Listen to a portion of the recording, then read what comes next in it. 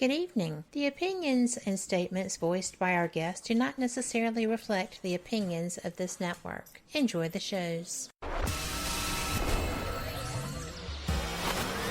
You are listening to WBHM Digital Broadcasting, Birmingham, Alabama.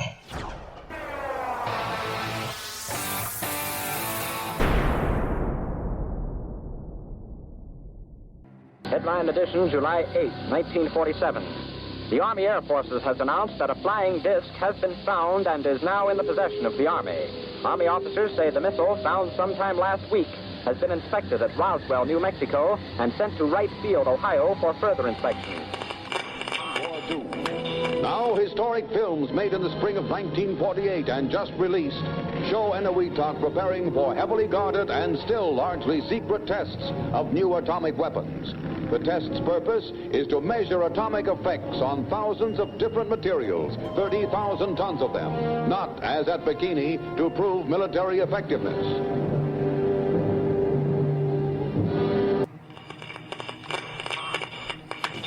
San Francisco police say that 9 persons have been arrested in a narcotics raid on the headquarters of the Grateful Dead, a widely popular singing group.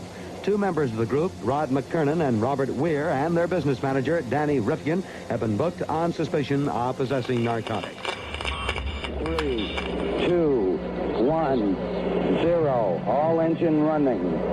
Liftoff. We have a liftoff. 32 minutes past the hour. Liftoff on Apollo 11. Tower cleared. Here we got a roll program. Neil Armstrong reporting the roll and pitch program, which puts Apollo 11 on a proper heading. I'm going to step off the limb now. That's one small step for man, one giant leap for mankind. Well, strange lights are causing a viral buzz on YouTube. Could we have caught extraterrestrial activity on a recent newscast? Brandon Arroyo investigates.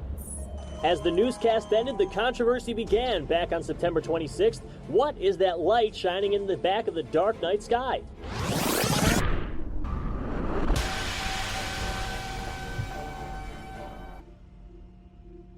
With coverage reaching all the way back to 1948, for over 70 years, Fate magazine has brought you reports of the strange and unknown, all of them true. Now, Fate Magazine Radio is carrying on that tradition of setting the standard in paranormal talk radio as we report and discuss some of the most mysterious and perplexing phenomena imaginable in this strange world of ours. Now, here is your host of Fate Magazine Radio, Kat Hobson.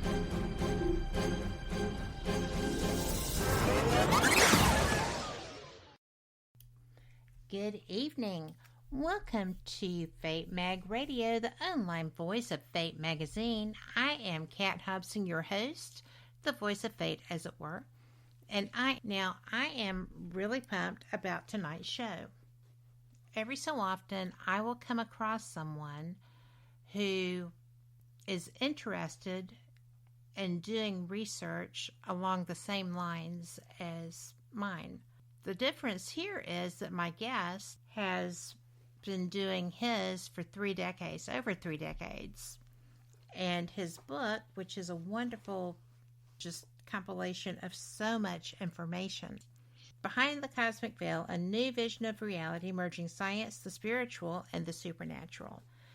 And the author of this wonderful book, Thomas Fusco, is here with me tonight. Hi, Thomas. Hi, how are you? I am well. I am so glad to be able to welcome you here. Thank you for joining me. Well, thanks for having me on the show. Well, I had to. I came across your book, and I was so taken with it that my highlighter is tired. I mean, it is just about worn out. Oh, my. But it's interesting because you have really, honestly, put together almost all the information you need to be able to go out, conduct good research, trying to discover various things that they always seem to just matter so much. The paranormal, the cosmology, the divine order, UFOs, it's all here. And I am enjoying it. Thank you. I know this is an awful lot of work.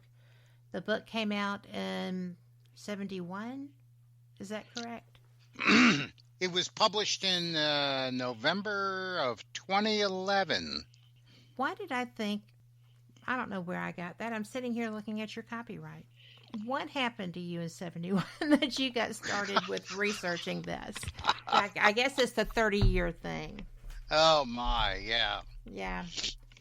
It has actually been that kind of afternoon here in the last few minutes, but life goes on. But seriously, you've done this for over 3 decades. It came together. You had your very own toe, that theory of everything. You've gone on, when you get into the paranormal side of things, I was taken aback to see that we shared so many opinions there relevant to having to have almost a primer to go by. You have to have a base, and you actually have created such a base that can even be expanded and moved beyond just where you left it if somebody were to take a notion to drill it down even more. But you've done so much here. I have to say thank you. Well, you're quite welcome. It's been quite a journey. One of the distinctions with my work, particularly in the area of the paranormal, but any kind of a supernatural phenomena, is that generally speaking, what researchers do is to pick a particular type of phenomenon and then try to analyze it. They try to dissect it and see what they can figure out as far as explanations and causes. Mine was a kind of an opposite approach, in that the way I looked at it is that the universe is a system that follows a given set of laws and principles. We understand that the universe does behave according to a fixed set of laws and principles that apply everywhere in the universe. We're still trying to understand them all, but we understand there is definitely a set of laws that govern it. So my premise was this: what kind of a universe would allow paranormal phenomena to occur? How is the universe put together that would accommodate not only supernatural phenomena, but also conventional observations that are made by physics and science? And so it's kind of a top-down approach. And, the idea is that if our existing understanding of the universe, if our existing understanding of physics does not accommodate supernatural phenomena, has no place for it, has no explanation for it, and if we're going to or work under a premise that supernatural phenomena is actually a legitimate observation, then if our existing systems don't accommodate it, there's either something missing or something wrong with our current understanding of what we would have as a model of the universe. So my task was to come up with a different model of the universe that would not only accommodate the observations of science and physics, that we don't want to negate any of those, but also would have a place for it, a framework in which paranormal and supernatural phenomena could operate. And so that's what my book is about, and that's what the theory of supergeometry, as expressed in the book, that's what it's about. It's a new vision of reality, as the book says. Well, you know, it's actually fascinating because you start with your quest for your theory of everything. And I'm actually very interested in that. I have been exposed, read, and studied several different people's version of that. And the most recent being My Big Toe, which is kind of a funny title for a very serious book. I'm somewhat familiar with it. Yeah. Mm-hmm. Yes, but the way that you approached yours and your explanation was very succinct and interesting, not at all far-fetched. So it's obvious that your base is very strong as you approached these topics. And well, you're pretty brave. Well, I was pretty driven. How would I phrase it?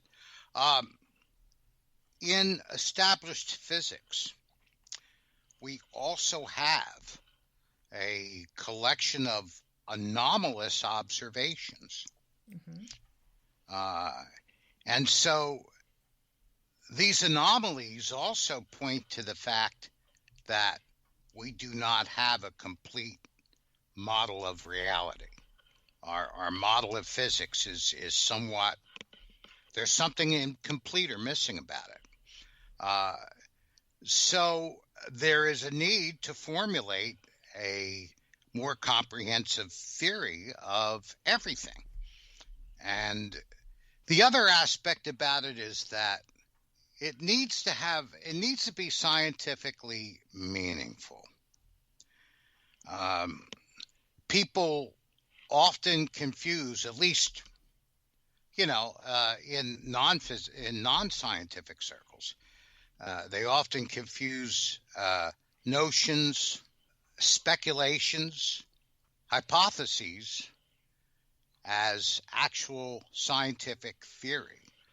In the alternative field, yes, the word theory is tossed around so much it's ridiculous.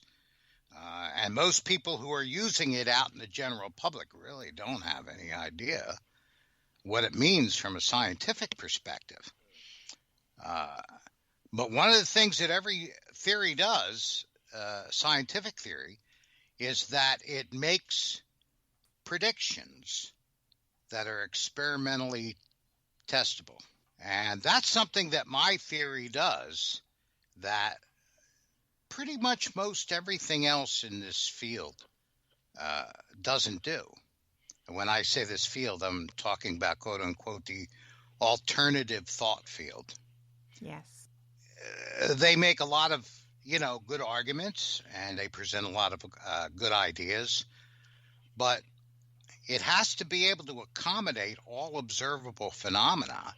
Plus, it has to make predictions that you can run experiments on to test it.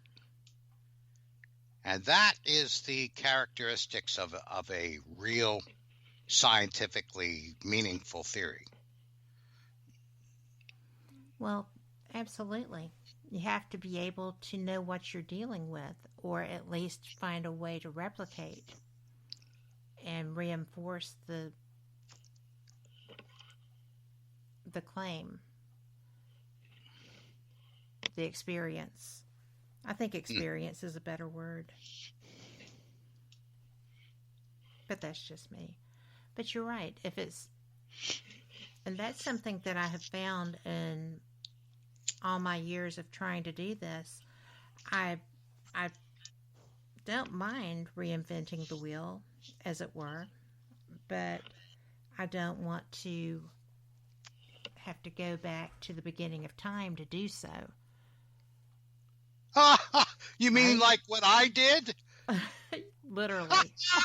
You're Literally. funny. Oh, my goodness. Oh, no. But you've done such a great job. And you know, I've developed a theory, of course, a bit further since I published. So we'll probably be talking tonight about some of those, you know, additional ideas and concepts. I'm good with that. When you spoke about the beginning of time, it was interesting because one of the foundations that I talk about in my theory is the creation of the universe. Yes. The Big Bang. And that really is a paranormal event. It's not normally thought about that way. But once you try to, or once you succeed in giving a scientifically meaningful definition to what quote-unquote paranormal is, then it begins to blur the lines between these fields of study. And Indeed. we can discover, for example, that gravity is a paranormal effect. And things of that nature. The creation of the universe was a paranormal effect. And so that begins to gather everything under one umbrella. Indeed. Well, now, out of curiosity, and because I know there are people who are going to definitely have opinions, as do you, can you explain your statement that the Big Bang was a paranormal event? Yes. And as I mentioned in one of our email correspondences, is that one of the things that I normally need to do when I'm answering these kinds of questions is to give a little bit of background information. And in this case, what the background is here is the modern concept of information. Not in terms of like computer information, although it can be similar to that. Physics normally or at times uses... Warning, the following message does not necessarily reflect the views of WBHM-DB or its hosts, guests, listeners, or of any functioning adult in general. In fact, Frank should probably seek professional help. Listener discretion is advised. Hi there, Frank Lee here. I thought that I would spend a few moments telling you about the positivity from the network here. The overall message of para-unity and happiness, and how everyone here wants to get along with everyone out there, and how everything is just wonderful. Wait, Cat's not looking. Okay, I've got something to really tell you.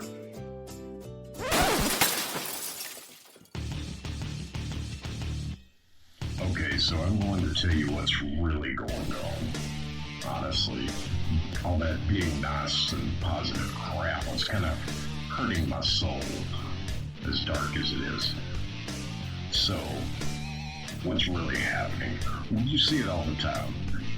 Everybody and their brother out there has a paranormal team because they watched a couple of episodes of Ghost Hunters or some crap like that. So they go and they spend half their mortgage payment on tools and things that light up that they don't understand.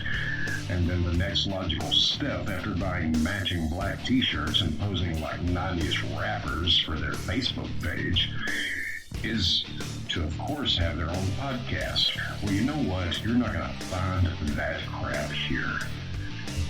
What we have here at WBHM Digital Broadcasting is the best host, the best guest, bringing you real information. All of the hosts here on this network know their stuff. They are the people who have been out there doing the work, doing actual research. And no, by research, I don't mean binge watching some kind of cheesy TV show on Netflix. I mean reading books. I mean out in the field doing the legwork. And who are they interviewing on their shows? They're bringing you the people they have learned from. They're bringing you the best in the field, covering all kinds of topics, from UFOs and aliens to Bigfoot to cryptozoology to ghosts to anything you can think of, a bit strange and unexplained. It is here, and you're going to get the best information here. So stay tuned to WBHM Digital Broadcasting. Don't go anywhere. Speaking of going somewhere, I've got to go before my mic gets cut. We'll see you there on WBHM-DB.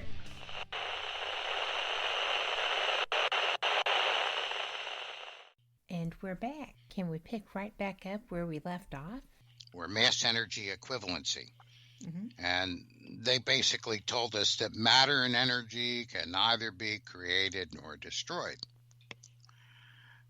Everybody's probably heard that. Absolutely. I've had it tossed at me in the middle of an investigation in the past. Oh, my. But here's what the addition is. Over the last several decades, physics has accepted the idea that the information from which mass and energy is assembled itself cannot be created nor destroyed. Now, that's a very interesting concept. That's a very expanded concept. Yes, and what's interesting, when you talk about paranormal phenomena, people talk about it and try to explore it in all kinds of different ways. Primarily, they like to talk about frequencies a lot. Mm-hmm.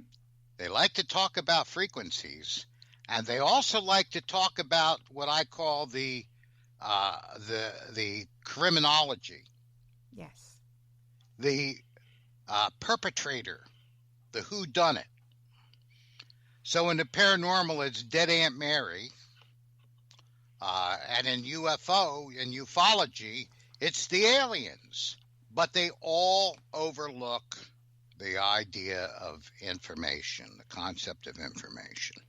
And so, for example, just to give you an example, everybody knows, everybody that's familiar with paranormal phenomena knows what EVPs are, electronic voice phenomena. And they also know what disembodied voices are, which are the acoustic version of electronic voice phenomena, where you hear disembodied voices, literally. Yes. But, Kat, the one thing that every single one of them overlook is that these kind of phenomena, like disembodied voices, are a materialization of information. Not to mention incredibly disturbing when you actually, have that happen because it's not supposed to. The same. Well, yes. And here's where the concept of information helps us. Because when you think of these manifestations as a materialization, now, what I mean by materialization is the scientific understanding of it. It's literally something that is made physical. It's something that turns into something physical. Yes. It materializes. The difference between a normal voice and a disembodied voice, like what you said, it's kind of unnerving, is that there is no physical local cause. Yes. Now, we talk around these kinds of ideas, but what I just mentioned, Kat, is the scientifically meaningful way of talking about it. There's causality. Yes. And there's non-causality. So, I'm sorry. Go ahead. I'm sorry, Kat. Go ahead. Well, I was just going to add here that when you were talking about people who are investigating and they hear footsteps and, the causality, how are there physical effects without something physical happening? Where is the causation there? And I was so glad to see that in your writing, because nobody I've heard that I've investigated with ever mentions that. It's just like, well, I hear footsteps. Why? How are you doing that? Like Horton hears a who. Yes. Like I mentioned, when I had my first auditory experience, I was walking into a room and someone said hello. And I turned around thinking I was going to be greeting an innkeeper. And there was no one there. Mm-hmm. And I was so taken aback because I'm thinking logically and there's no logical explanation. Very disconcerting. Mm-hmm. For me, personally. Mm-hmm. Well, here's where thinking about it in a scientifically meaningful way leads us to realizations that other ways of thinking will not. One of the examples I give, Kat, and I believe this example's in the book, is to talk about earthquakes and volcanoes. That for centuries we have known all the phenomena associated with it. We know what they look like, what happens. We've written down and researched it for, it's been observed for thousands of years. But nobody looked at it the right way before. It's the same way with paranormal phenomena. Oh, we see this phenomenon. We felt a breeze and a door opens and closes by itself, and we hear a voice and we see an apparition. You could make the same kind of catalog of effects or events or observations about earthquakes and volcanoes. Yes. But what was the cause behind it thwarted the greatest minds in the world until in the late 50s and the early 60s, a handful of very brave geologists revisited a theory that was proposed by Sir Francis Drake, or not Drake, Bacon. Mm-hmm. And he felt that the continents moved. Now, at the time, this was blasphemy. Yes, it was. In the field of geology. In fact, if you suggested that such a thing could occur, you could be blacklisted in the field from finding work if you suggested that the continents actually move. But they came up with a theory, which we now call plate tectonics. Suddenly, with that theory, our minds were opened. The veil was lifted. And all these phenomena finally made sense. We not only could see what even a school child could explain it today. We not only saw what was the result or what caused earthquakes and what caused volcanoes, but for the first time, we understood how they were related. And moreover, we got a bonus in the deal. We discovered through that theory how mountains are formed, and that it's the same mechanism that causes earthquakes and volcanoes. No, I mean, literally in the year 1960, which wasn't that long ago, nobody knew. Nobody knew about any of that. They had ideas and speculations. So in paranormal phenomena, we have the same issue. The reason why the field does not advance, the reason why it just keeps going in circles and circles and circles without any new revelation, is because there's no theory in which to plug all the data in. Yes. And that's what my supergeometric theory does. Another shortcoming with paranormal investigations, and I don't want to offend anyone, but it's the truth, that the vast majority of investigators have little or no idea what the scientific principles are behind what they're doing. Well, I found in large part people don't even understand the equipment that they're using and how it's expected to function in the application that they're utilizing it for, but they use it because they saw it on a television show. Oh yeah, the plumbers, right? Well, and the others. Yes.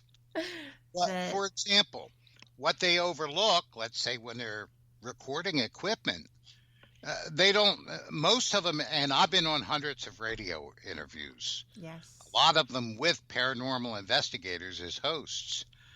And they don't even stop and think that when they're recording a sound, what they're actually recording is a set of information that is being transmitted as modulations on a propagating acoustic wave that disturbs the receiver and agitates it according to those modulations, like a microphone or your eardrum. They don't even think about that. They're just trying to figure out how they can record or talk to dead Aunt Mary. And so that's a problem. Now, on a handful of times, I ventured in it, to ask the question, do you know what the scientific method is? And they don't. Well, they couldn't answer it. And I'd ask them, well, how can you claim that you're investigating something scientifically when you don't even understand Science Sandbox 101? And do you get an answer? They try. I have not had a radio host who was a paranormal investigator be able to answer the question. Not one So, out of all the people that have interviewed you, because I know a lot of them. That surprises me. Yeah, the handful that I asked, they could not describe to me the scientific method. So, it's like running around a house with an EVP meter or an electromagnetic meter or whatever is no more conducting scientists or scientific research than a tourist running around the Irish countryside with a video camera. They're not conducting. Because all you're doing is taking home what happened, not why it happened or how. Yes, what I call trophies. Yes, that's an apt word. Mm-hmm. They're like professional bass fishermen that go from lake to lake to lake and see how many and how big and how much they can catch. A lot of money in that one, though. Oh, yeah. Yeah. But anyway, that's our problem, that investigators are not thinking about it clearly. They're not looking at what is actually physically happening in front of their eyes because they don't have the scientific framework necessary to identify it. And so part of what my theory does is provides that framework so that people can get at least some idea of what's going on. Materializing information is part of it. The idea that of non-locality is another aspect of it. That's basic science, that everything has a cause and effect. And according to classical physics, every physical observable effect must have an equally physical cause local to the effect. Local is another one of those words that's used in science a little bit differently than it's used in common language. True, but it's imperative. Yes. In other words, if we're going to listen to a terrestrial broadcast of a radio or even a TV, the broadcast antenna at the broadcasting station is broadcasting an electromagnetic wave. That wave is received by whatever our receiving equipment is, so that the antenna is local to the radio or the TV set. And it's local because the two are connected by a propagating electromagnetic wave. You know, if we open a window to let a breeze in and it blows a paper off the table, well, nobody's touching the paper, but the moving air molecules in the breeze are touching the paper. Therefore, the waves or the wind, the molecules in the breeze are local to the piece of paper. One of the things that I had to realize very early, Kat, in this work, almost one of the first things that had to be done was to come up with a scientifically meaningful definition of paranormal phenomena. Not the stuff that's been talked about for, heaven knows, decades, up until in the 19th century. Yes. And what the definition ultimately came to is that paranormal phenomena functions by way of non-local causality. That's the thing that makes a difference. If you're in a dark room and you hear a voice and there's somebody talking to you in that room who's with you, the propagating acoustical waves that are hitting your eardrum are local to the person's vocal cords who are speaking with you. Yes. In a disembodied voice, in a paranormal vocalization, there is no vocal cords local to the acoustical wave. So the acoustical wave and the resulting sound in your ear is non-local. There is no physical local cause that is modulating and projecting, propagating an acoustical wave that would hit your ear or a recording microphone. So the scientifically meaningful definition of paranormal phenomena are events in which there is no local physical cause connected to it. I'm going to have to interrupt to go to a break. And I have a list of questions right here relevant to this topic that I'm going to at least get one of them in. So we will be right back. Y'all come back too, and I hope you're enjoying this interview with Thomas Fusco as much as I am. We'll see you on the flip side. You're listening to WBHM Digital Broadcasting, the best in paranormal talk, only on Paranormal Experience Radio, broadcasting live out of Birmingham, Alabama.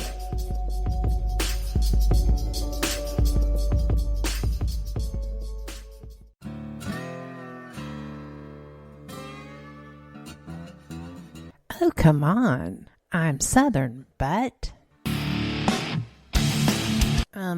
Nope. That'll do. Hello, I am Kat Hobson, host of Paranormal Experience here on WBHM Digital Broadcasting out of Birmingham, Alabama. I enjoy having guests from all areas of the paranormal, from ghosts to ufology to cryptids and beyond. You'll find some of the best researchers in their fields bringing you some great information. Join me on Wednesday nights from 8 to 10 p. Eastern here on WBHM Digital Broadcasting.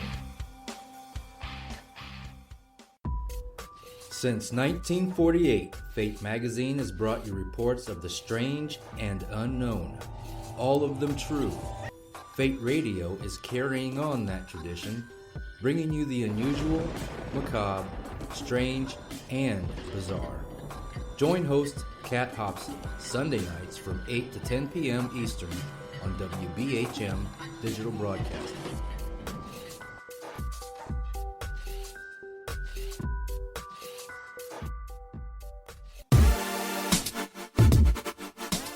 You're listening to WBHM Digital Broadcasting, the best in paranormal talk, only on Paranormal Experienced Radio, broadcasting live out of Birmingham, Alabama. Welcome back to Fate Mag Radio, and I am just so pleased to be able to bring you tonight's guest. It's just been fantastic. We have had a great first couple of segments.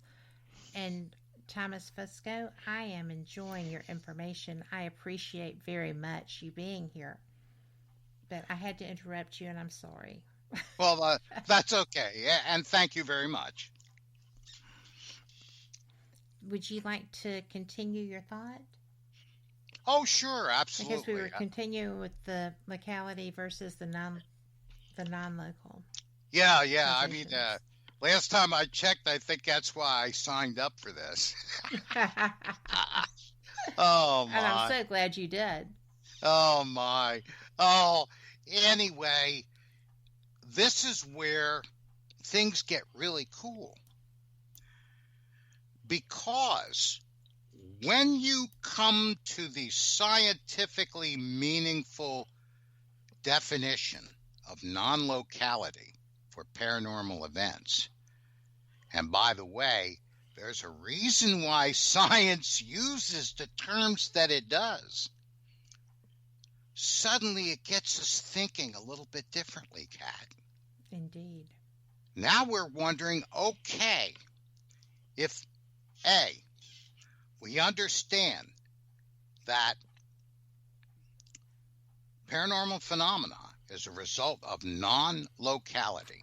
And furthermore, we understand that any observable effect, now I mean anything that we see, yes, anything that we hear, anything that we can measure, anything that we can record is a function of materialized information.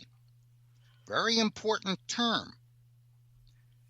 So if paranormal phenomena has a non-local cause, there's no physical cause local to the effect that we observe.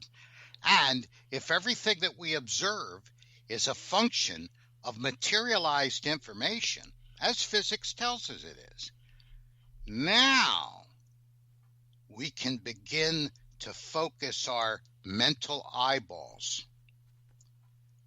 towards where the source of the information is, since it's not local. Now we're beginning to lift the veil, yes, of mystery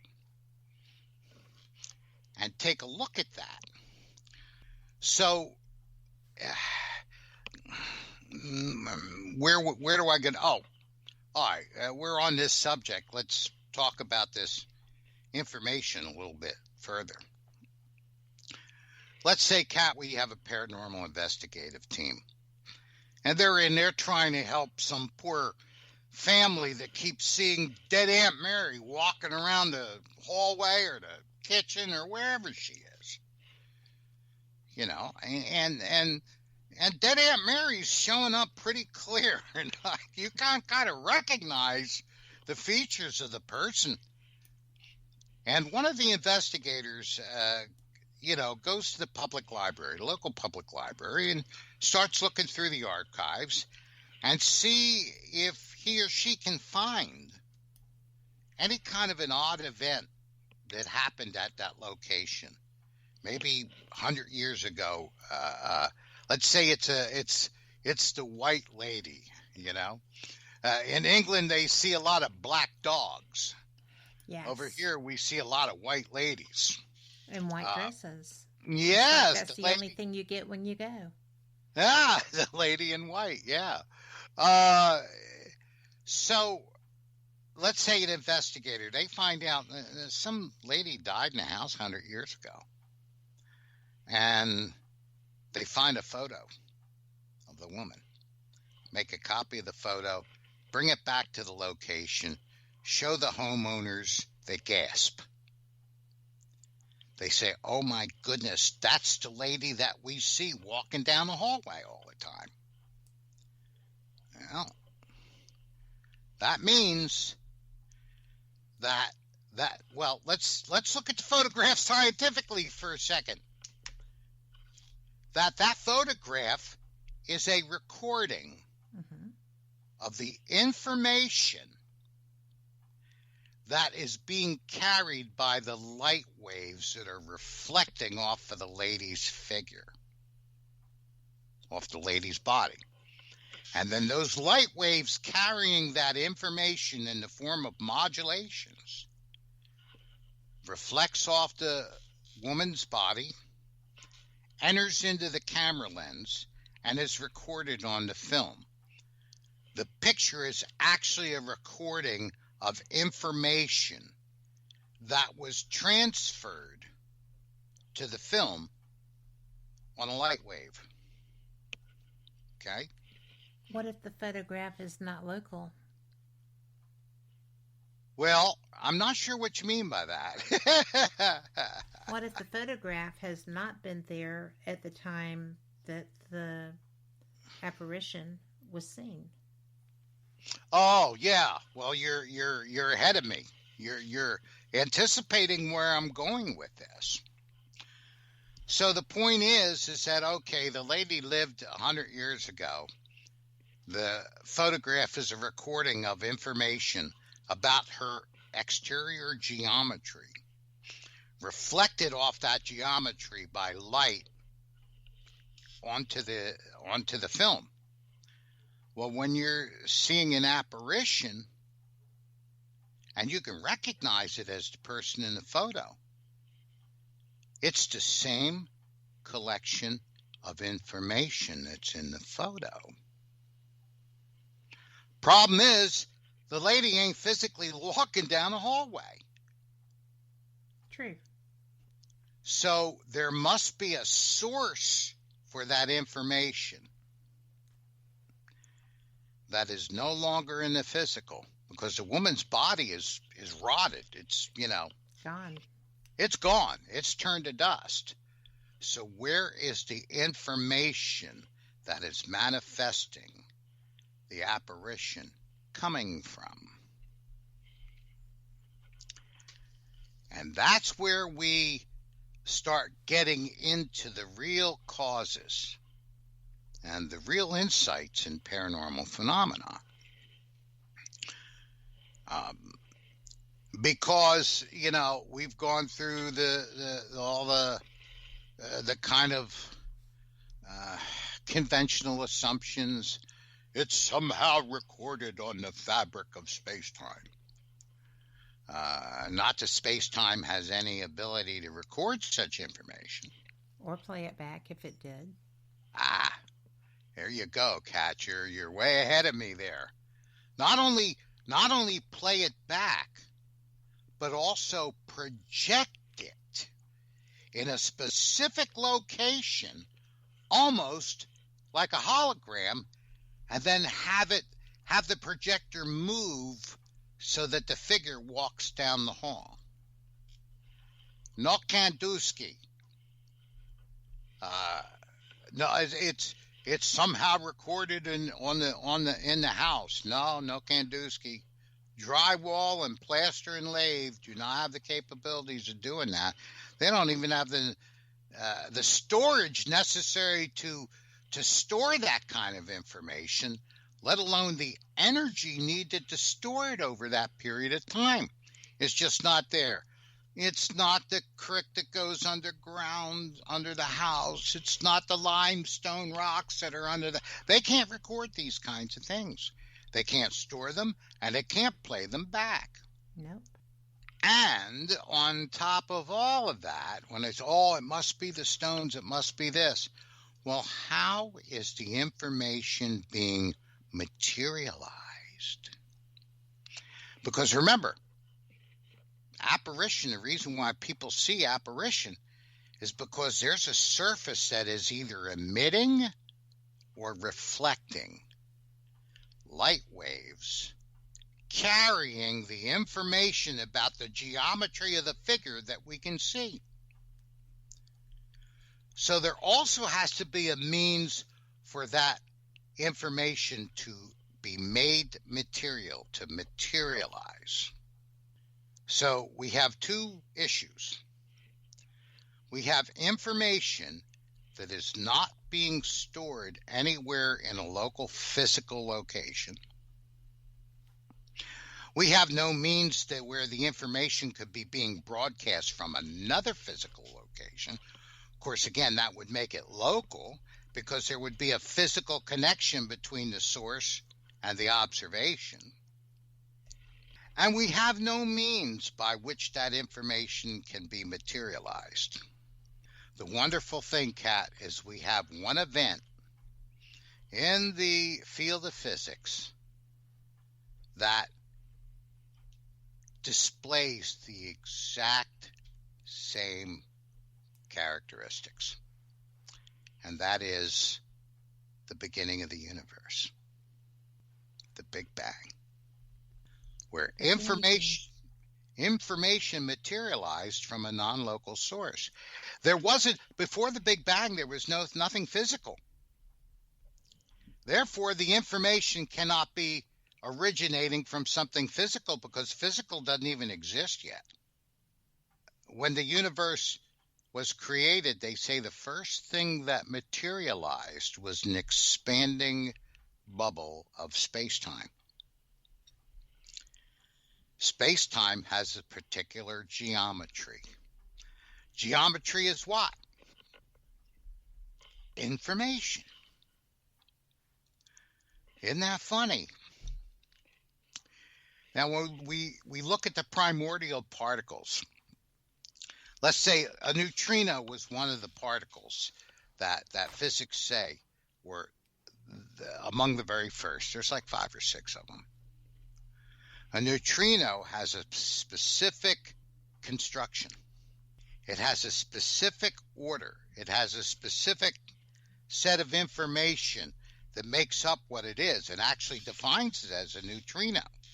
So it's not like we have this kind of a process in the beginning of the universe where some kind of mama or papa pre-particle kind of tried to get together and finally produced a child neutrino that then gave birth to all the other neutrinos in the early universe.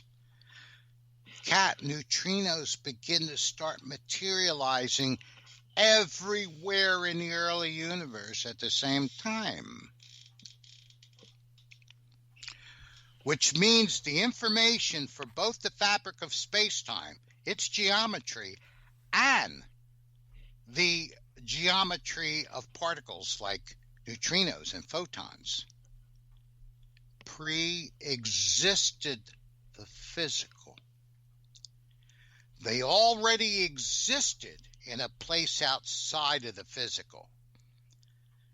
That when the singularity which opened up and brought about the Big Bang occurred, this information passed through that doorway and began to materialize immediately according to the instructions of its information that determines its makeup. Well, that is a whole bunch of information.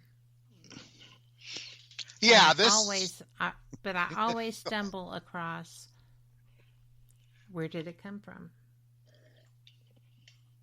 So, while I appreciate the Big Bang, I still am always puzzled over, that's great, where did it originate? So I am I can get bogged down in that for months. Not literally. But, well, maybe literally. I've never really tried. Well, it's difficult. It Kat, is the difficult. reason why it's difficult for us to struggle with it or to reckon with it is that we're talking about something that predated space and time. Mm-hmm. We have to take a quick top-of-the-hour news break. Stretch your legs, and we will be right back with Thomas Fusco. Live from NPR News, I'm Janine Herbst.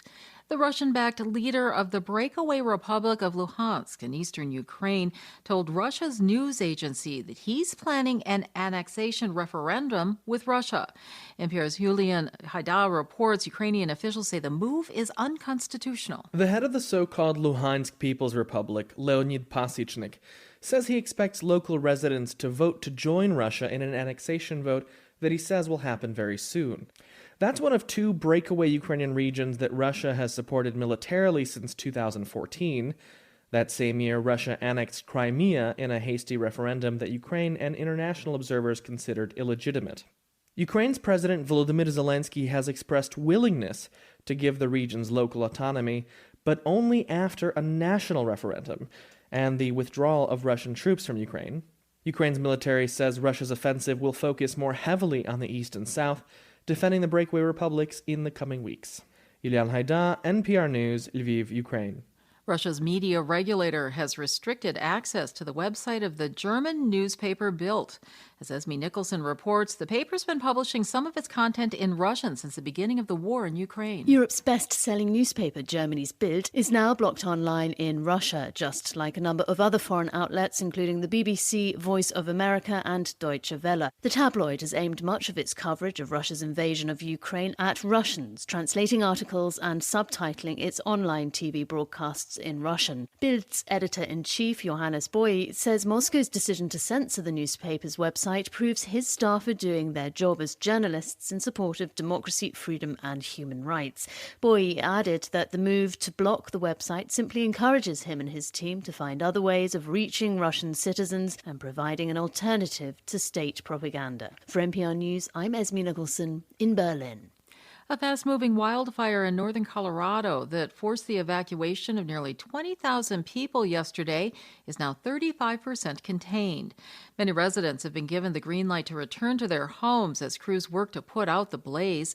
Lee Patterson of member station KUNC reports so far there are no reports of injuries or structural damage. Just 3 months after the Marshall Fire destroyed over 1,000 homes in the same area, the NCAR blaze started yesterday close to the foothills near a national research lab. Incident Commander Mike Smith says firefighters from all over northern Colorado are joining in the effort. Today we will continue to reinforce the line to make sure that the fire doesn't move towards the city or down towards El Dorado Canyon. More than 1,600 Boulder County residents are still being prevented from returning home.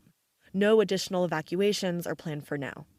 For NPR News, I'm Lee Patterson in Denver. This is NPR. Republicans are trying to decide whether to hold their 2024 presidential nominating convention in Milwaukee, the largest Democratic stronghold in battleground Wisconsin, or in Nashville, Tennessee, a Democratic city and a GOP-controlled state. Wisconsin narrowly backed Joe Biden in the 2020 White House race and is expected to be again critical in 2024. Tennessee hasn't voted for a Democrat for president since 1996. The 94th Annual Academy Awards, the Oscars, are back at the Dolby Theater in Hollywood tonight with COVID restrictions. NPR's Mandalita Barco reports history could be made during the ceremony. For the first time, one of the streaming services could win a Best Picture Oscar. Netflix's The Power of the Dog has 12 nominations for writer-director Jane Campion and her 4 main cast members, as well as for Ari Wegner, who could become the first woman to win an Academy Award for cinematography. Coda, seen on Apple TV+, could also win the top prize of the night, and its co-star Troy Kotzer could make history as the first man who is deaf to win an Oscar. Ariana DeBose, who plays Anita in Steven Spielberg's West Side Story, could become the first woman of color who identifies as queer to win an Oscar. And Lin-Manuel Miranda, who wrote songs for Disney's animated feature Encanto, could become an EGOT for winning an Emmy, Grammy, Oscar, and Tony Award. Mandalit Del Barco, NPR News. U.S. futures contracts are trading lower at this hour. Dow futures contract down about 0.1%. I'm Janine Herbst, and you're listening to NPR News. If you ever wonder how the world's most successful leaders got to where they are, what struggles they faced, and what kept them going, there's a show for you. Each week on my new podcast, my guests reveal how to think more like a leader. Check out Wisdom from the Top from NPR and Luminary. And we're back. Please continue, Thomas. Augustine wrote something very interesting about this way back in the 400s. He wrote about the what he called a moot question, where people would ask, what was God doing before he created the heavens and the earth? And he goes through it. I go through it in my book a little bit more detailed, but basically what he says, take a look at the question. What is the first word? It designates a thing. There was no thing before the universe. Was is past tense. It's a designation. It's a temporal designation. It designates time. There was no time before the beginning of the universe. God, we can give that. The word God, the third word God, we can give that. Doing. What was God doing? Doing is a word that carries present tense. It has a temporal element to it. Therefore, we have to discard that word too. Before. Before is past tense. It refers to a designation in time. Indeed. So we have to throw that word out too. He, we can keep that. Okay? Created, past tense. Time. The heavens and the earth. Physical things that didn't exist yet. Because they weren't created yet. Therefore, we find that our very brains and lips, our very physical lips, lack the integrity to actually verbalize the question correctly. So how can we reckon it? It's a very difficult thing. It is a very difficult concept. There are a handful of physicists who have given this some thought, and they've come up with different terms. Now, David Bohm, one of the greatest physicists of the 20th century, by no means a fringe or crackpot, called it what he called intricate order. Or, I'm sorry, what's the word? Implicit order. Implicit order. Implicate, that's the word. It's been a while. Implicate order that gave rise to explicate order. Explicate order means the physical universe. So he talked about an implicate order, which was a collection of information that existed before anything in the universe existed. David Finkelstein called them coherent superpositions. If we go into parapsychology, and we read about Edgar Cayce, He called it the Akasha. Yes. Yours truly calls it supergeometry. It is a superset of physical geometry. So that all geometry in the universe is a result of its supergeometric equivalent above the speed of light, above the physical universe.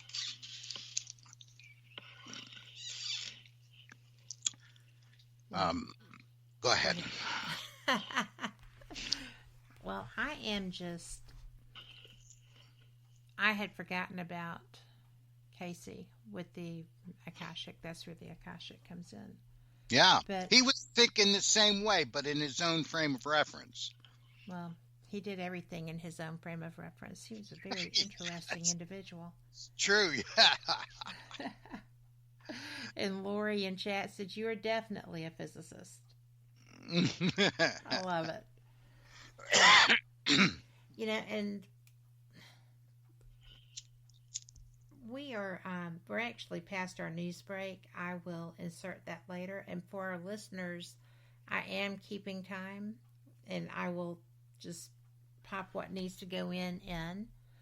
But I don't really want to stop because this is such great information. And I have a feeling, Thomas, that you're going to have to be back and back and back. And I hope you will come. Yeah, I've been promised that before. Well, that's okay. I actually mean it, and I am fascinated. But because I've never asked someone with your background that question. Can you explain this to me? Because I always, come back to, origination. There's this,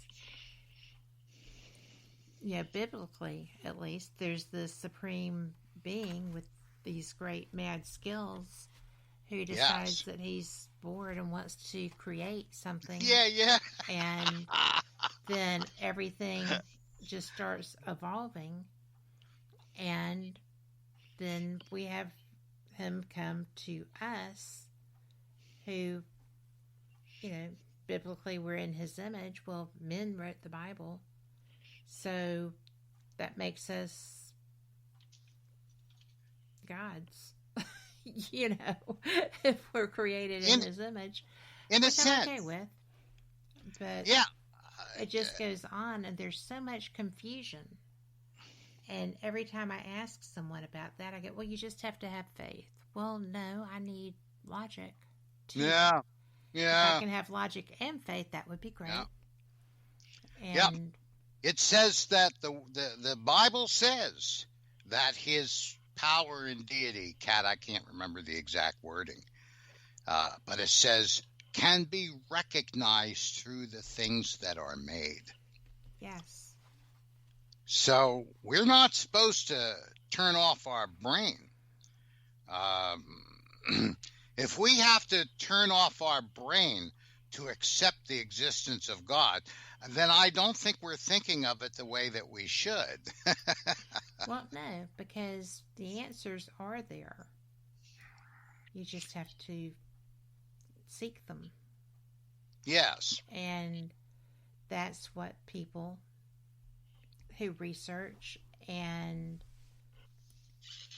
can't, be satisfied without finding their answers do. As they seek.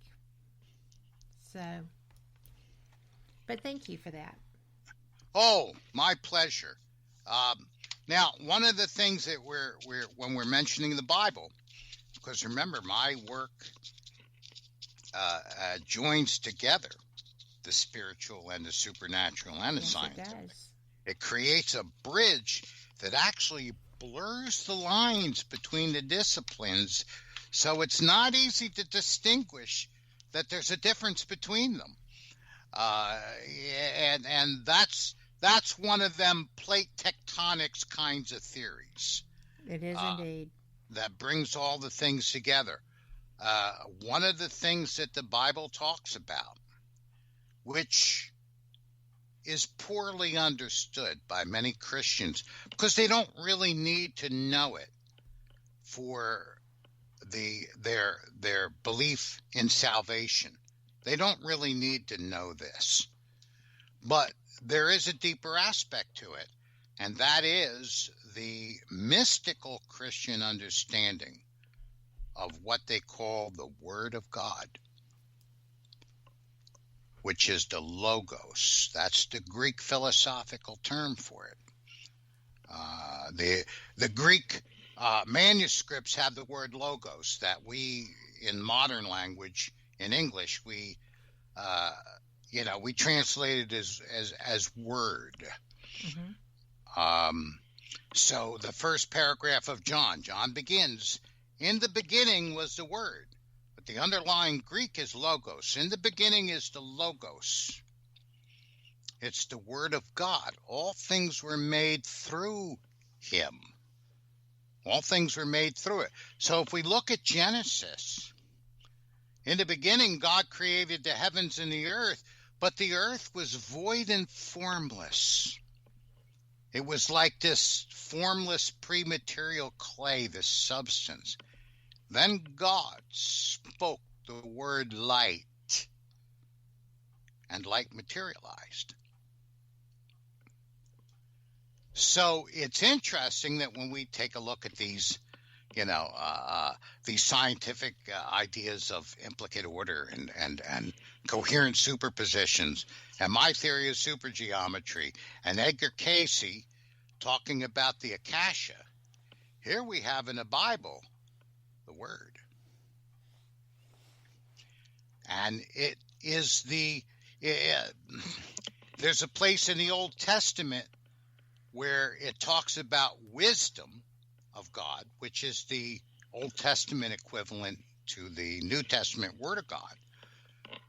He says, wisdom speaks in the first person, and it says, when God was laying the foundations of the earth and the skies and all those things, he says, I was beside him. I was by his side as the craftsman, the artificer of all things. And so here we find this connection, a bridge between these various disciplines. Mm-hmm.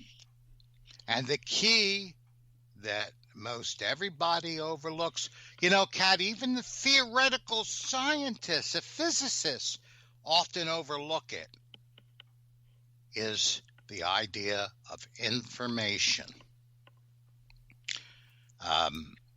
This is why we have problems when we try to come up with theoretical models of what goes on inside of a black hole. Yes. Astronomical figure. Now, the public is familiar with the, what's his name? I can't remember all this stuff. I'm getting too old. Well, if you can't remember it, good heavens. Well, I did have some of it written down. That scientist, he was the fella that was in the wheelchair. Hawking. The Hawking model of black holes is what the public is mostly familiar with, because that is what got most popularized, sensationalized. It came about in part through Hawking's book, A Brief History of Time, mm-hmm. which has been jokingly talked about the greatest bestseller that no one ever read. Yes. But the problem with the Hawking model is that it requires the destruction of information. You know, the black hole is like the information motel. Information comes in, but it doesn't come out. Absolutely. And since it destroys information, it violates the laws of the universe, laws of physics as we know it. So information is a very real element. It's just that most people disregard it. They don't think about it in that way. I would encourage all paranormal enthusiasts and all paranormal investigators to keep in mind the concept of information, because it's key. Everybody wants to talk about frequencies and waves, and they all want to talk about dead Aunt Mary. Well, there's this uncomfortable detail called information. And so, you know, Kat, here's how it relates. Now, this is where I'm going to start talking about something where it gets real crazy and very exciting and very disturbing at the same time. Very often related. Yeah, earth-shattering, paradigm-shattering, like plate tectonics was. Well, then, we'd better get our break in quickly. You are listening to WBHM Digital Broadcasting, Birmingham, Alabama.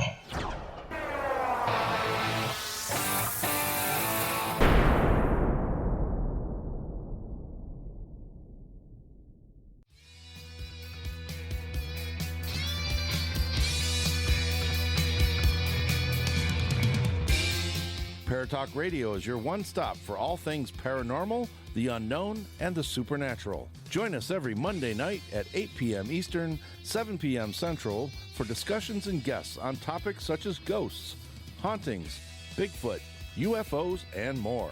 This broadcast is rated M for mature and intended for listeners over 16 on paratalkradio.com.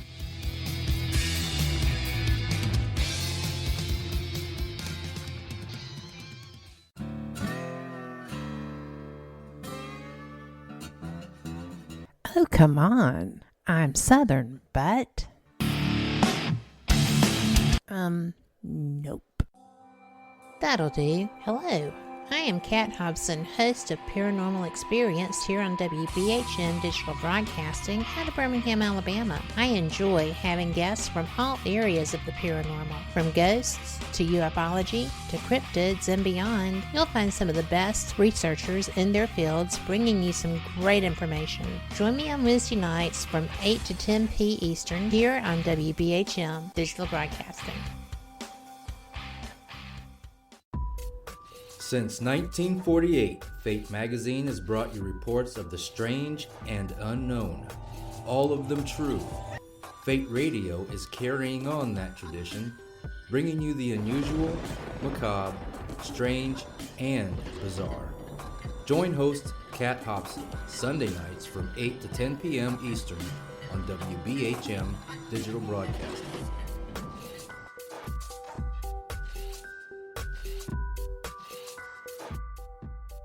Thank you for listening to WBHM Digital Broadcasting out of Birmingham, Alabama. Since 1948, Fate magazine has brought you reports of the strange and unknown, all of them true. Fate Radio is carrying on that tradition, bringing you the unusual, macabre, strange, and bizarre. Join host Kat Hobson Sunday nights from 8 to 10 p.m. Eastern on WBHM Digital Broadcasting.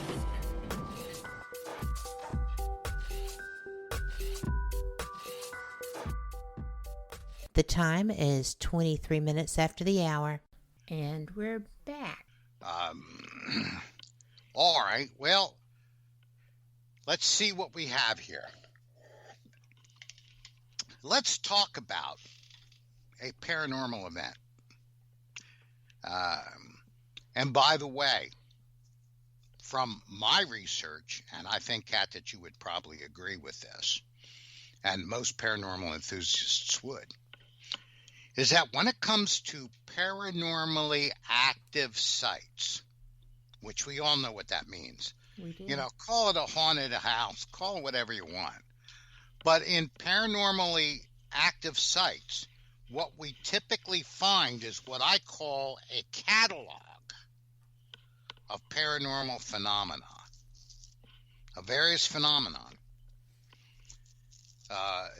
In other words, you have this same catalog, mysterious sounds, things move by themselves, so on and so forth, disembodied voices. You don't go to these paranormally active sites and expect to see a giraffe. Nor have I ever. Yeah, or or the Eiffel Tower or a 57 Chevy. In other words, it's a fixed catalog. Yes. Teleports. Some of them are rarer than others, but they still, when you count them all up, they create or they produce a fixed catalog of events. This is what comprises paranormal effects. There's a catalog of them. So one would have to assume that if we have these effects consistently being observed over and over again, various entries in the catalog, but always something that's in the catalog. Some of the bad sites are the great sites, depending on which way you look at it. Either way. Yeah. May manifest all of them. All those different effects could be seen or observed. One has to begin to suspect that the set of mechanics, what I call paranormal mechanics, that underlie paranormal phenomena, must be the same for each. For all. Yes.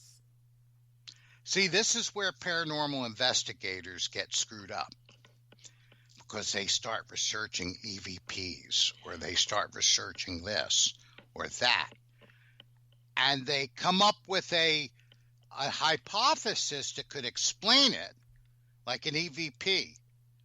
But when you look at warm spots, suddenly that model just dissolves. Or cold spots, suddenly it dissolves. That model does not explain the other phenomena. EVP doesn't explain mystery breezes when all the doors and windows are closed. So right there is the evidence that all those existing hypotheses, those notions, are wrong. And researchers need to think about that. Well, they do. And that's one of the things that really drew me to you, was the fact that this is where our research coincided to start with. Yeah. That's cool. It is cool. All right. Caught my eye. Yeah. That's in my wheelhouse. As you could tell, I don't always take myself too seriously. I really thought you might. I was a little nervous before we started. Well, right? Yeah, like you got a broomstick sewn into your spine or something, Very proper, yes. Anyway, let's pick one. Let's pick a paranormal event from the catalog. That is something that... all right, let's go the full Monty. Let's go for the Holy Grail, the full body apparition. Full body apparition. All right, okay. I have yet to see one. Well, that I know of. Yeah, I don't need to see one. All I need to know is that other people see them. That's like what I say. I don't need to know that there's that we have vehicles up on Mars rolling around and taking pictures. I don't need to see them myself. Other people know about them, and I trust the source. Be dangerous. Yeah, really. What am I going to do? Build my own rocket ship and shoot one to Mars just to prove that it's real? Anyway. And folks at home, you could pick almost any observable phenomena out of the catalog, and we're going to be talking about the same kind of thing. Okay.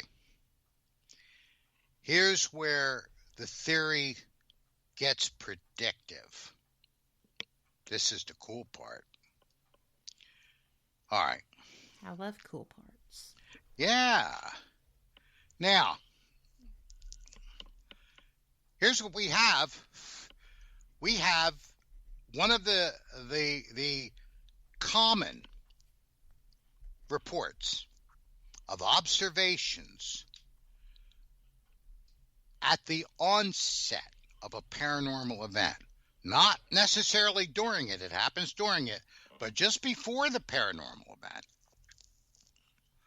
People have a tendency to read variations in the background electromagnetic field.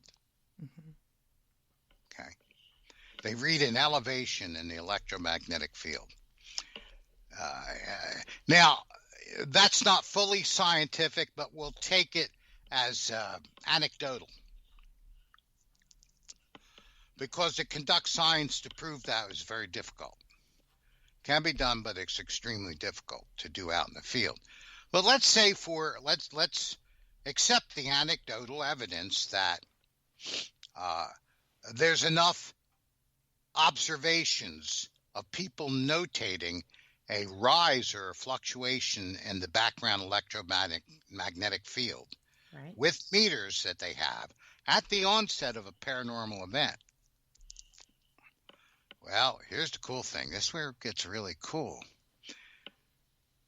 What if this mechanism is the same, Kat, as the mechanism that brought about the beginning of the universe in the Big Bang? The first thing that we believe occurred was the emergence of an expanding bubble of space-time.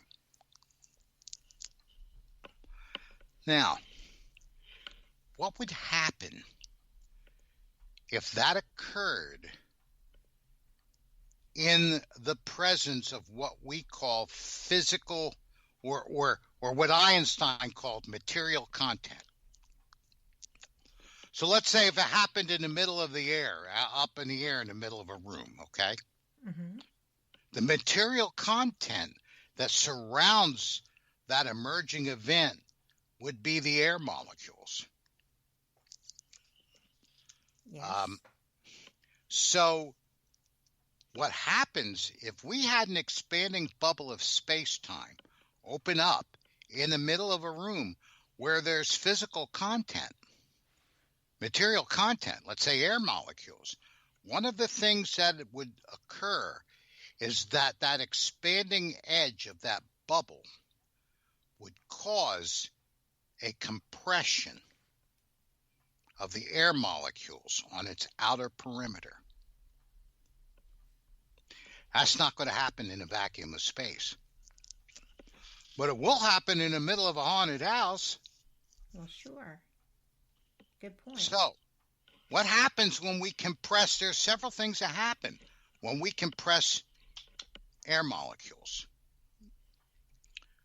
We excite the electrons inside those atoms of the molecules. When we excite those electrons, they jump up into their higher orbits around the nucleus of the atom. The result is the emission of an electromagnetic field. Fancy that. Imagine. But it doesn't stop there. One of the other things that excitement would produce is a heat signature. Funny thing how heat signatures are detected. Another thing. That is fascinating. Yeah. This whole sequence is so accurate. Oh, Kat, it gets crazier. Trust me, it gets crazier. And this is what, it's the elephant in the room. It's what's staring everybody in the face and they can't see it, just like the plate tectonics. They can't see it. Now, if the compression was rigorous enough to where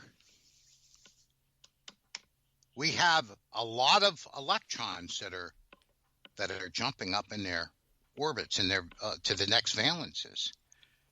When that energy is dissipated, the electrons fall back down into their lower orbits around the nucleus. When electrons do that, Kat, they emit photons.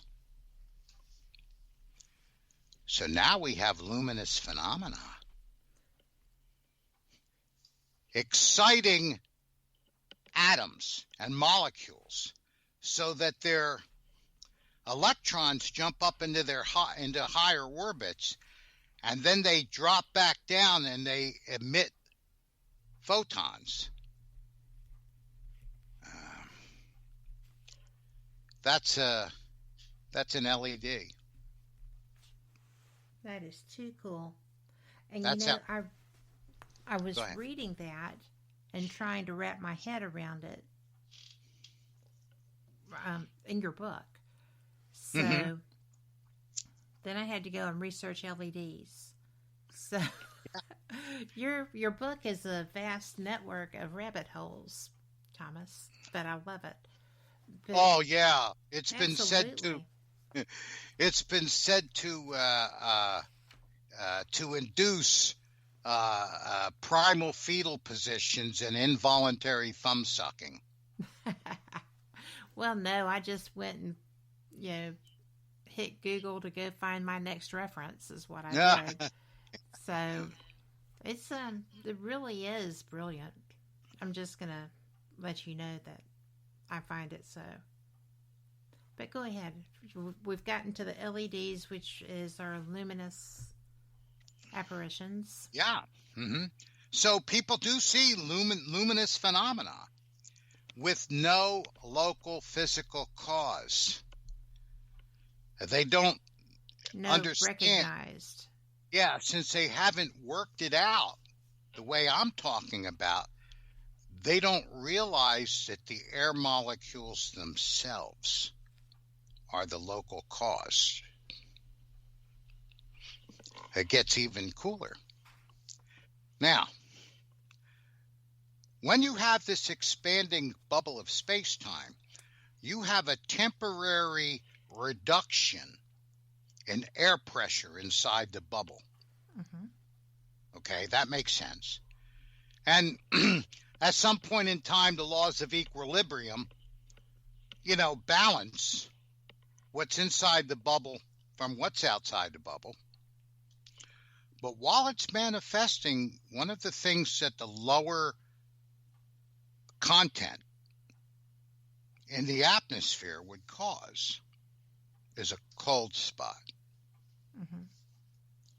Here we got another one. We're going right down the catalog. You sure are. Now, let's talk about EVPs. Well, let's go back to the beginning of the universe, where we have an expanding bubble of space-time. and information that begins to materialize from the other side, whatever you want to call it, the other dimension, whatever. There's all kinds of words that have been used. I always said that people talking about higher dimensions was evidence that they had no idea what they were talking about. Because once you get outside of space-time, there are no dimensions. Well, that's another show. Yeah, that's another show. The idea of singularities and why there can't be any dimensions in singularities by definition. Okay. Let's say we have a ghost. I'm going to use the conventional terms, but everybody will understand it. A ghost that is trying to speak. Now, a ghost doesn't have vocal cords. But what's being emitted in the opening of space-time, in that expanding bubble, is information. And I say that the way the universe is constructed, when information is injected in these bubbles, it automatically begins to materialize. It's a spontaneous effect that's brought about by the way the universe is actually constructed and designed. So let's say this vocalization drops down into this expanding bubble of space-time and begins to materialize. Well, information that is going to materialize is materializing in the form of modulations. Now, modulations are little variations that, travel on a propagating wave. So when that information of that vocalization begins to materialize, the electromagnetic field that is surrounding that bubble begins to take on that information. And the electromagnetic field that's around the bubble that they're detecting with their meters when the bubble is forming, that electromagnetic field is propagating. It's being projected, but this time it's carrying the information of the vocalization in the form of electromagnetic modulations. The wave propagates out, enters into a microphone, completely bypasses the acoustic diaphragm, and goes directly to the coils of the microphone, where it's inducted by the coils, goes into the recording device, and the device records a voice where nothing was audibly heard because it was transmitted by an electromagnetic frequency. Well, that's well and good, but how do you get what appear to be specific answers to specific questions with that method? Well, now we're talking about the perpetrator. We're talking about Dead Aunt Mary. What my work concentrates on is the physics that's involved, the actual mechanics of paranormal phenomena. Is there an intelligence? Well, a collection of coherent information is intelligent. There's been recent studies with slime molds that display a degree of intelligence when there's no nervous system and there's no intellectual, there's no brain, there's no nervous system. And in fact, the whole thing is one giant single cell. Coherent information can be intelligent. I say for the time being, we don't know who's talking. We don't know whether it's dead Aunt Mary or not.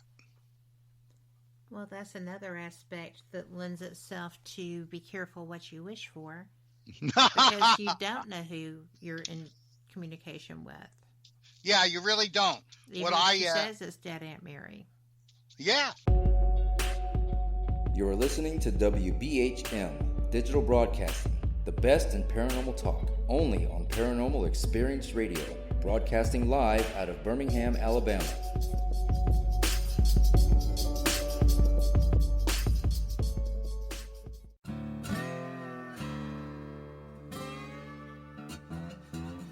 Oh, come on. I'm Southern, but...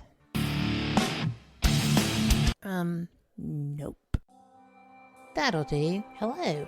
I am Kat Hobson, host of Paranormal Experience here on WBHM Digital Broadcasting out of Birmingham, Alabama. I enjoy having guests from all areas of the paranormal, from ghosts to ufology to cryptids and beyond. You'll find some of the best researchers in their fields bringing you some great information. Join me on Wednesday nights from 8 to 10 p. Eastern here on WBHM Digital Broadcasting. Since 1948, Fate magazine has brought you reports of the strange and unknown, all of them true. Fate Radio is carrying on that tradition, bringing you the unusual, macabre, strange, and bizarre. Join host Kat Hobson Sunday nights from 8 to 10 p.m. Eastern on WBHM Digital Broadcasting.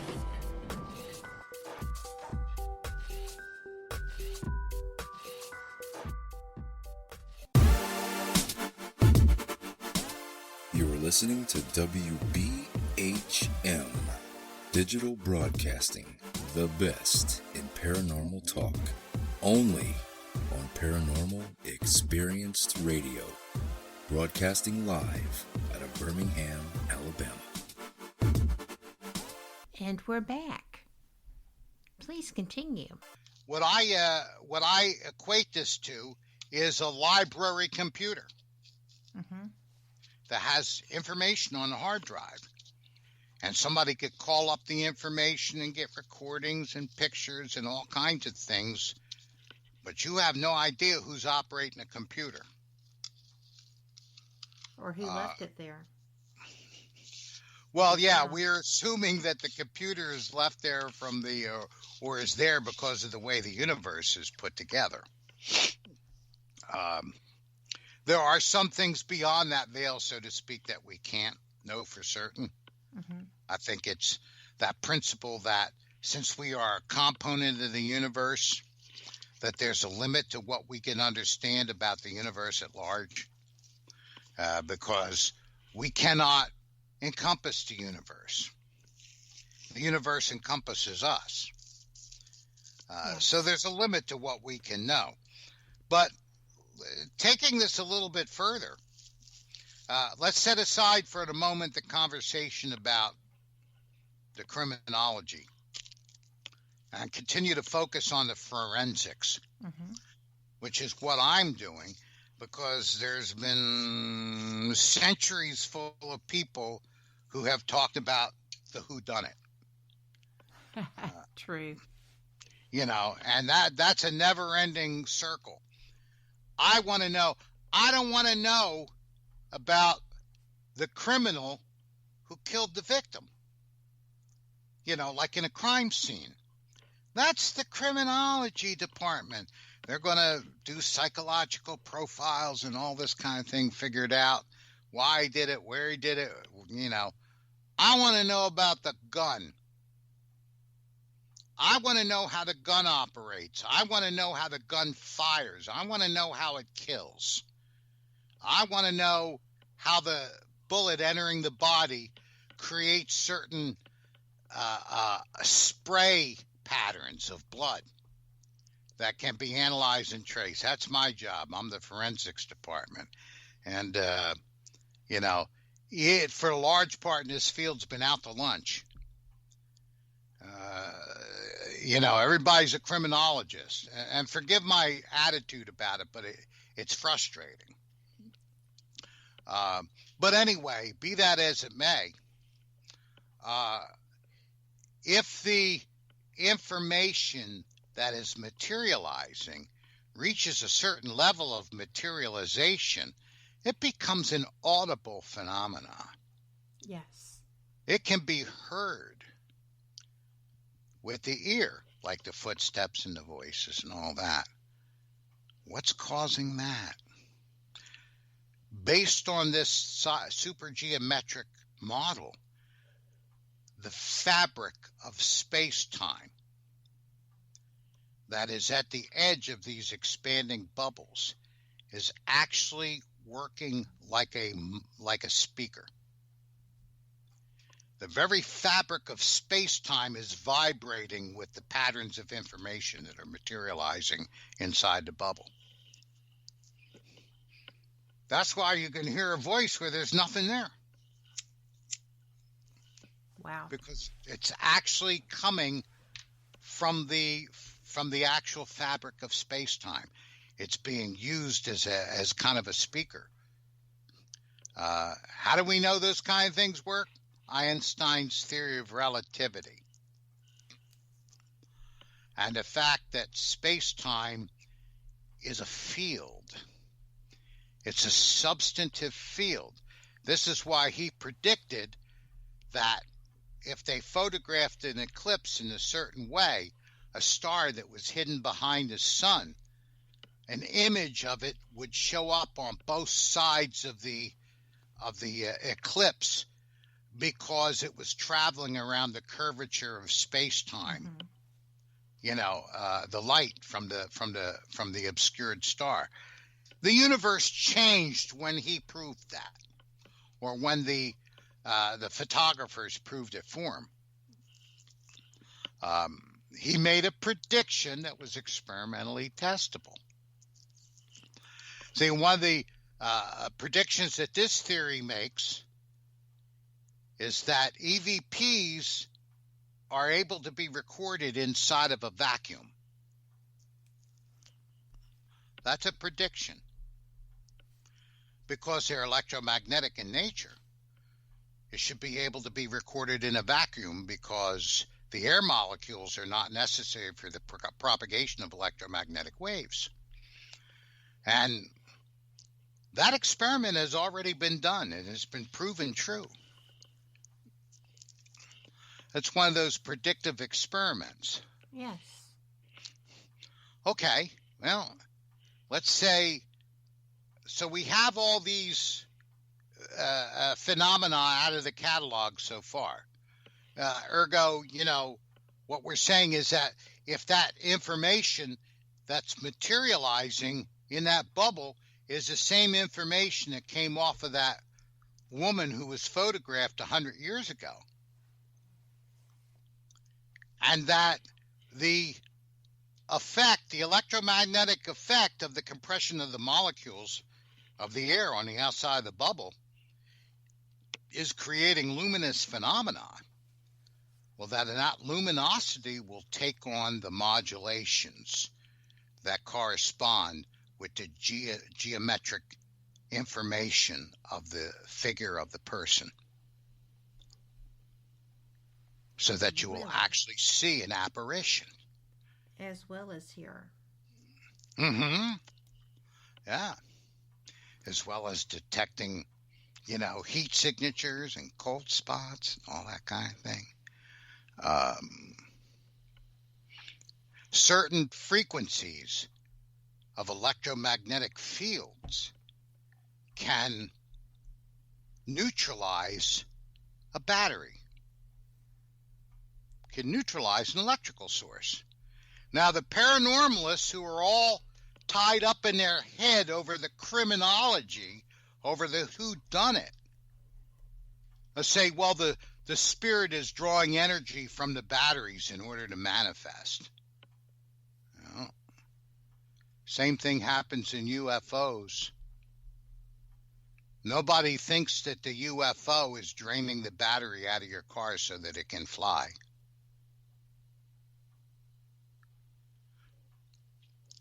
So I've this never is. Go ahead. really made that connection between UFOs and batteries. Oh my, yeah. You know, that's not an uncommon phenomenon where suddenly the cars shut off, people can't restart them while the UFO is present. But in ufology, we don't think that the battery in the car or a flashlight that's no longer working is being drained so the UFO can fly. It's understood that it's emitting some kind of an electromagnetic field that's causing a dampening effect, which we know. They've already designed weapons that they can fire at vehicles and shut them down because it disrupts the electromagnetic fields that are at work in it. Right. So what I'm saying is what happens in paranormal events is the exact same thing. Not that the battery is being drained by the ghost. However, a person learns how to do that after they die. I don't understand. Doesn't make any sense. It's like trying to explain, that's what I was talking about, is like trying to explain a phenomenon in isolation. Right. Without realizing that the whole catalog is the same set of mechanics that's occurring underneath. Expanding bubble. Go ahead, I'm sorry. Well, I was just going to say, when I was reading about the mechanics side of things, it was exciting because there's a logic, a methodology in place to create the effects that are the paranormal anomalies. Yes. It's a cool thing. And if we stand back and look at it for a moment and forget all the preconceptions, just look at the observable phenomena. UFOs display many of the characteristics of paranormal phenomena. Yes, they do. I claim that the mechanics behind both are the same. And if they are aircraft, if they are spacecraft designed by an intelligence, then that intelligence, I say that intelligence has discovered and has mastered the mechanics of paranormal phenomena. Yes. Because they have to exist. The universe is a system, which means everything that occurs inside the universe has to follow the laws and principles governing the system inside which those events occur. So if paranormal events occur, that's the whole foundation of supergeometry. If paranormal events occur, that means that the universe is put together in a way that allows it to happen. The paranormal phenomena actually works in accordance with as yet discovered laws and principles that govern the greater universe. So if a alien species mastered this, if we mastered it, we could easily create craft that display all the characteristics of a UFO, including no visible propulsion. Funny thing, I don't know how many people have made the connection between UFOs that travel with no physical means of propulsion and when objects get tossed around by a poltergeist with no visible means of propulsion. Touche. It's all over the place. It's the connections are everywhere. All you have to do is dispel the preconceptions, have a basic understanding of the related scientific principles, and then just let the evidence speak for itself. It's what Tesla did. Everybody was trying to shove electrons through electrical devices by direct current, more and more, harder and harder to drive, machines, light bulbs, all those kind of things. Tesla looked back and Nikola Tesla just said, wait a minute. Why can't you pass the same electron through the device back and forth, ergo alternating current. Mm-hmm. His genius, people seem it as they think that's genius, but the opposite is true. Tesla looked at it like a child. He looked at it like a child would look at it. And that's how he was able to see what all the great educated minds in the world could not. If you have an expanding bubble of space-time and it's pressing on the surrounding atmosphere, and the bubble expands fast enough, you will have a breeze where there is no open doors or windows. Yes. And I'm moving a little bit faster now because I see we're getting near the end. One of the things that was understood in the early universe when this bubble of space-time expanded was it created the effect of gravity. It created a gravitational field, which the implications of that are mind-blowing. This is even beyond what I'm talking about right now. That's for another show.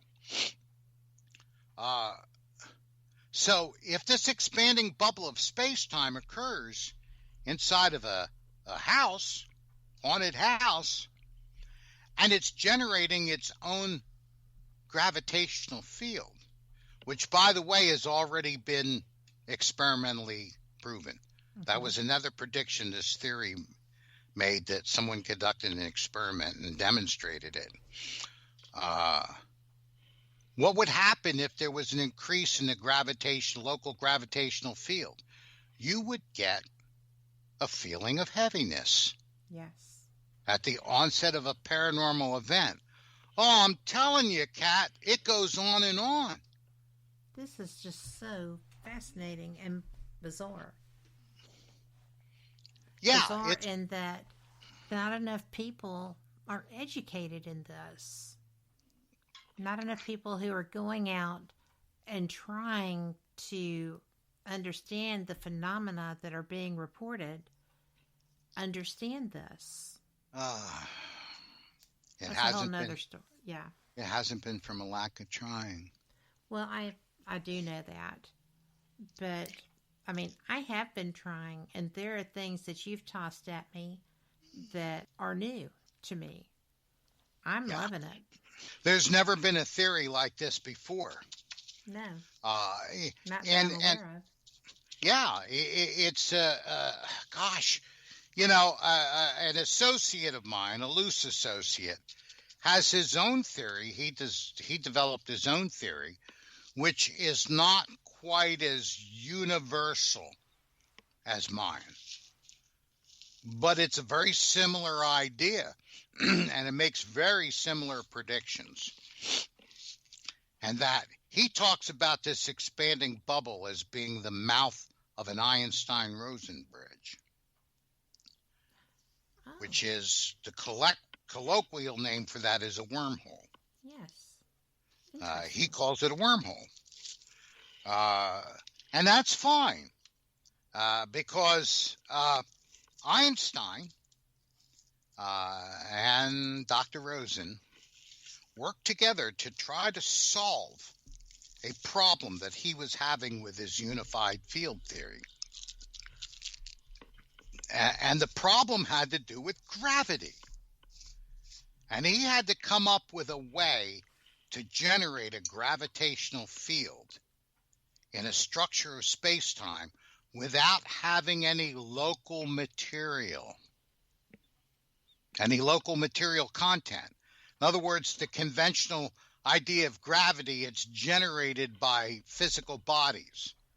All physical bodies generate gravity. Well, Einstein understood that more to the extent that all physical bodies were surrounded by a field of gravity.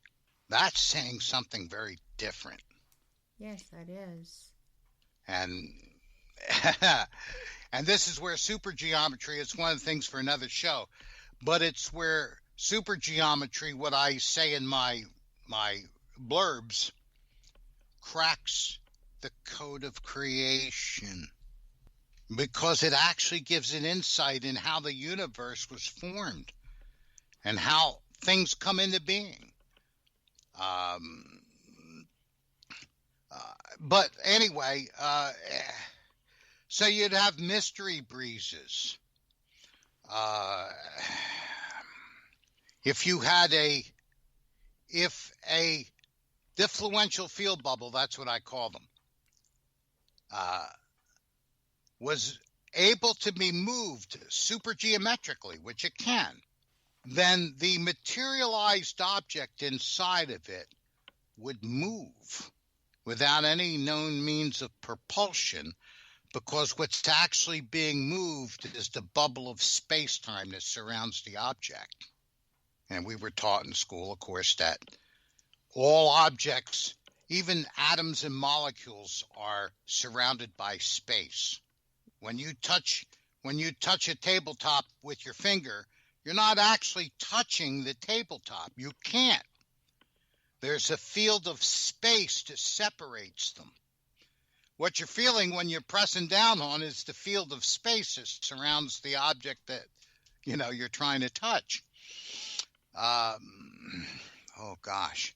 So then you have, mysterious movements. Kat, it just goes on and on. Well, it does, and we haven't even touched on very much of it, and we are out of time. We didn't even get to the role of good and evil.